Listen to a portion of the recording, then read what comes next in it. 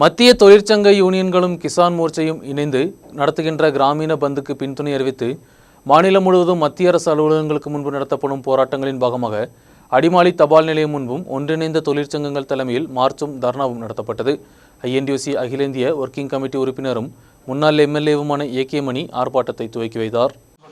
സംയുക്ത trade union നേതൃത്വം കൊടുത്തുകൊണ്ട് സംഘടിപ്പിക്കുന്ന ദേശീയ പ്രക്ഷോഭത്തിന് ഐക്യദാർഢ്യം അറിയിച്ചുകൊണ്ട് സംയുക്ത ട്രേഡ് യൂണിയൻ നേതൃത്വം കൊടുത്തുകൊണ്ട് സംഘടിപ്പിക്കുന്ന അടിമാലി പോസ്റ്റ് ഓഫീസ് മാർച്ച് ഈ വഴിത്താരകളിലൂടെ ഈ വാഹനത്തിന്റെ പിന്നാലെ കടന്നു വരികയാണ്.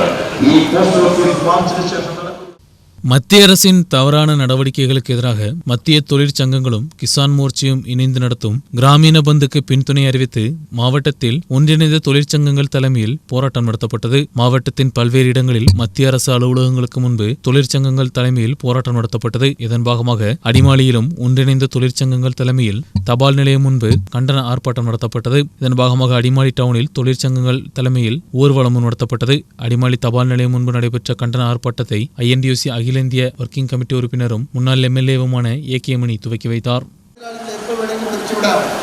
ഏത് തരത്തിലും ഏത് നിയമത്തിലും ഇല്ലാതെ ഉൾപ്പെടുത്താതെ തന്നെ അതിൻ്റെ അവകാശം മുഴുവനും ആ ഇൻഡസ്ട്രി നടത്തുന്ന ആ ഉടമസ്ഥനാണ് അവകാശം എന്നുള്ളതല്ലാതെ തൊഴിലാളികൾക്ക് അവകാശമില്ല.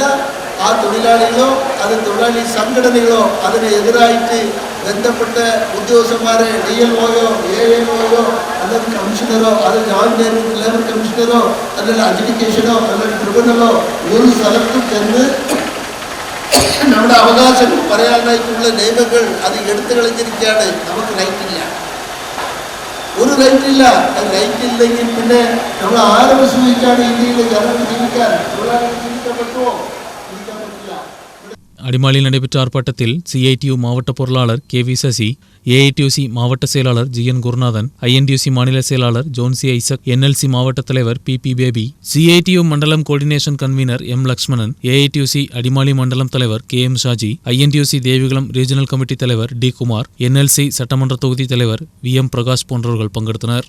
நாட்டின் விவசாயத்துறையில் மோடி அரசின் கார்ப்பரேட் கொள்ளையை நிறுத்த வேண்டும், தொழிலாளி விரோத சட்டங்களை பின்வாங்க வேண்டும், தொழில் உரிமைகளை பாதுகாக்க வேண்டும், 600 ரூபாய் சம்பளம் உயர்த்தி 200 வேலை நாட்கள் கொடுத்து தொழில் உறுதி திட்டத்தை பாதுகாக்க வேண்டும், விவசாய தொழிலாளிகளுக்கு பாதுகாப்பு உறுதி செய்ய வேண்டும் உட்பட உள்ள 20 கோரிக்கைகளை முன்வைத்து தேசிய அளவில் தொழிற்சங்கங்கள் தலைமையில் போராட்டம் நடத்தப்பட்டது. மாவட்டத்தின் பல்வேறு இடங்களில் நடைபெற்ற ஊர்வலத்திலும் போராட்டத்திலும் ஏராளமானவர்கள் பங்கெடுத்தனர்.